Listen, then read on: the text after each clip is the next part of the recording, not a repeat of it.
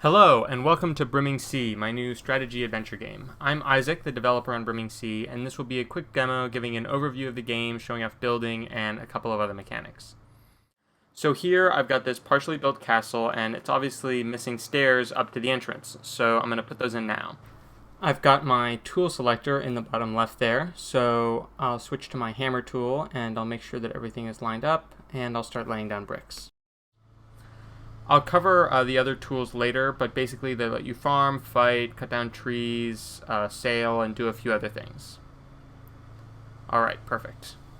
So I've already built one level of this castle with some stairs leading up to the second floor and then all the way up the central tower here. So I'll climb up there. And it seems that there's another character already here surveying the ocean. The world of Brimming Sea is an infinite, procedurally generated ocean dotted with islands like this one. Each has its own climate and geography and flora and everything.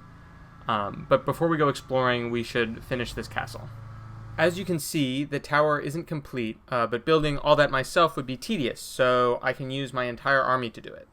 Right now, I'm controlling a single character in first person, but Brimming Sea allows you to go into third person mode at any time. Now the game plays more like an RTS. This character I was just occupying can now be given orders to move around, and I can order him and his fellow Minotaurs to build, fight, whatever.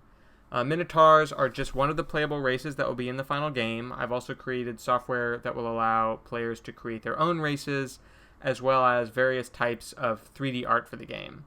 It's really intuitive and easy to use, and it'll allow the community to replace all the art in the game if they want to, and to even create new animation types.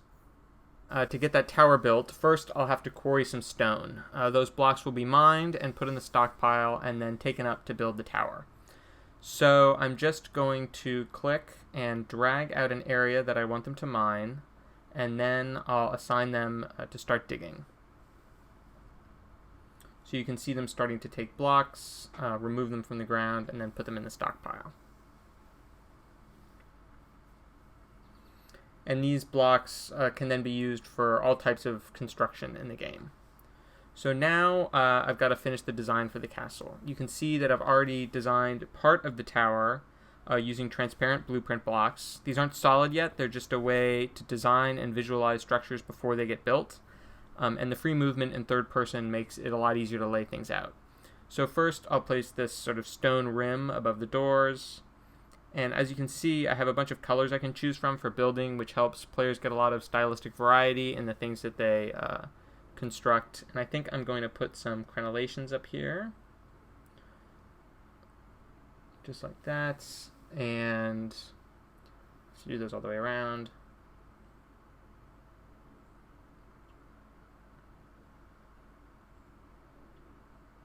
I'm actually going to do these differently. I want them to match the style that's lower on the building, so I'll just move those around a little bit. And that's the nice thing about designing with these blueprint blocks is that nothing's set in stone, so you can just see what you're going to have your troops build before they build it, and it makes everything just a little bit easier and more efficient, and it's easier to design stuff that's sort of closer to what you want.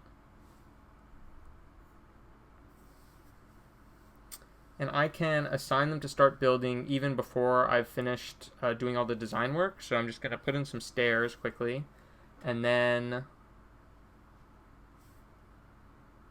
I can start assigning workers to build this structure.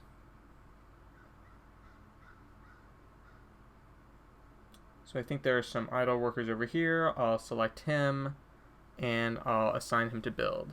So he's making his way over to the stockpile, he's grabbed a block, and now he's walking toward the castle, and he'll make his way up the stairs.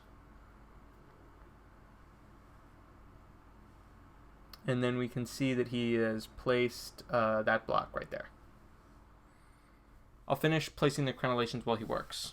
I'm really looking forward to seeing what people build with this game. I'm hoping that the combination of traditional base building mechanics and really flexible design tools will allow people to create places that just aren't possible in other games, and then to experience those places from both a strategic third-person view and in first person as one of the characters occupying that space.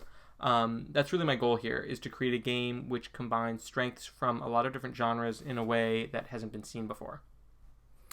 Okay, so now that the crenellations are all designed, I'll assign a few more workers to speed up the building process.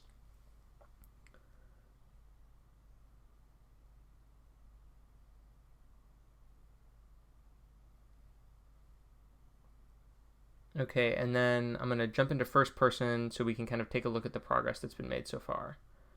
Here's the stairway that the builders have been using to move material up.